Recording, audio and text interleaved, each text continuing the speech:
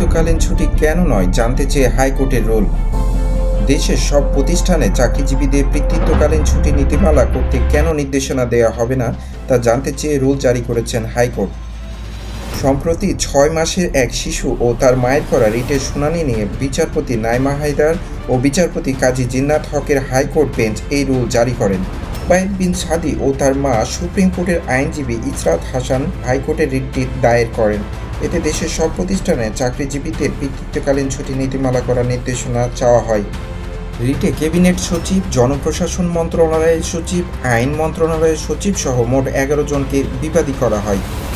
রিটে বলা হয়, নবজাতকের যত্নে কেবল মায়ের ভূমিকায় মুখ্য এই ধারণার পরিবর্তন হয়েছে। বাবার ভূমিকাও দিন দিন বৃদ্ধি পাচ্ছে।